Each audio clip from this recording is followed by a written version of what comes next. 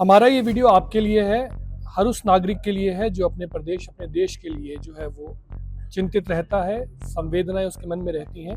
शीतकालीन सत्र हिमाचल प्रदेश विधानसभा का शुरू हो चुका है। आज पहला दिन था और आपके विधायकों ने क्या किया ये बताने के लिए आपको हम ये वीडियो जो है वो बना रहे हैं।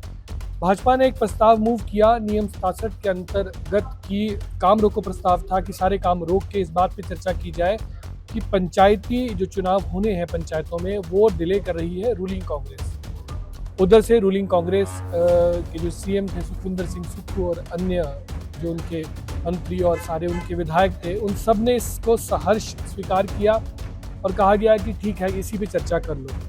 लेकिन चर्चा के दौरान जयराम ठाकुर ने एक बात कही। उन्होंने कहा कि कांग्रेस ने जो भी निर्णय लिए हैं, आपने हमारे संस्थान बंद किए, तो हम भी जब सत्ता में आएंगे तो पहले दिन ही हम आपके लिए हुए निर्णयों को जो है वो रिव्यू करेंगे, हम भी यही करेंगे। जिस पर मोहनलाल बरागटा जो है विधायक हैं कांग्रेस के, उन्होंने कहा कि भाजपा ने प्रस्ताव तो मूव कर दिया, लेकिन वो उस प्रस्ताव के इर्द गिर्द जो है वो घूमती रही, लेकिन मुख्य बिंदु पे चर्चा नहीं कर पाई। और कांग्रेस जो है वो क्यों भागेगी पंचायती राज चुनावों से, जबकि ये चुनाव जो है वो पार्टी सिंबल पे होते ही नहीं। दूसरी ओर हर्षवर्धन चौहान जो हमारे कैबिनेट मिनिस्टर भी हैं, उन्होंने कहा कि जयराम ठाकुर का जो लहजा है वो धमकी भरा लहजा है और उन्होंने जो भी शब्द यूज किए हैं उनको एक्सपंज किया जाए। उनके साथ बाकी कांग्रेस के विधायकों ने भी उनका साथ दिया और उसके बाद स्पीकर ने अपनी चेयर से ये कहा कि जो शब्द यूज किए हैं जयराम ठाकुर ने, उनको जो है वो एक्सपंज किया जाए विधानसभा की कार्रवाई से। तो ये पूरा दिन चर्चा जो है नियम 67 में चलती रही और कल भी ये चर्चा चलेगी। 5 बजे के आसपास जो है वो सत्र को विश्राम दिया गया। 8 दिन का ये सत्र है और इसमें जो मुख्य चीज़ें और सत्र में हुई हैं कि पहला तो ये सत्र जो है वो लॉन्गेस्ट एवर सेशन है, जो अभी तक शीतकालीन सत्र धर्मशाला में हुए हैं उसमें लॉन्गेस्ट एवर सेशन ये होगा।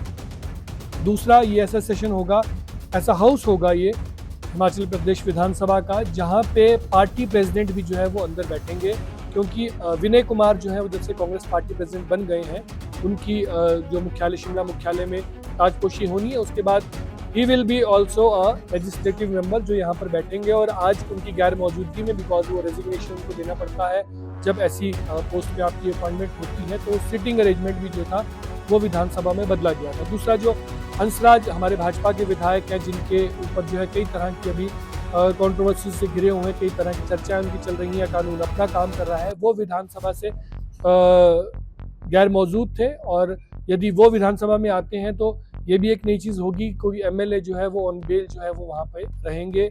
दूसरी नई चीज़ ये होगी कि कोई पार्टी प्रेसिडेंट जो है वो as an MLA legislative assembly में जो है वो बैठेंगे। ये कुछ नई बातें हैं जो हिमाचल प्रदेश विधानसभा में इस बार हो रही हैं।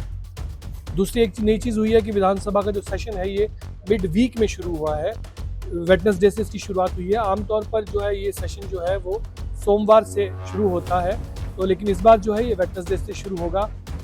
ये लॉन्गेस्ट एवर सेशन है। अब देखना है कि पॉलिटिकल इंटेलेक्ट कांग्रेस का कितना है, क्योंकि अक्सर ये डिमांड रही है और ये चर्चाएं चलती हैं कि धर्मशाला विधानसभा का जो यहाँ पे परिसर है वो खाली पड़ा रहता है और सरकार को चाहिए कि बजट सेशन यहाँ पे लगाए, लंबे सेशन से यहाँ पे लगाए। तो सरकार ने अब रूलिंग कांग्रेस के अंदर यहाँ पे लंबा सेशन तो हो रहा है, लेकिन कांग्रेस पार्टी इसको कितना इनकैश कर पाती है ये उस पर डिपेंड करता है। लेकिन अभी तक का ये लॉन्गेस्ट एवर सेशन जो है विधानसभा का धर्मशाला में हो रहा है।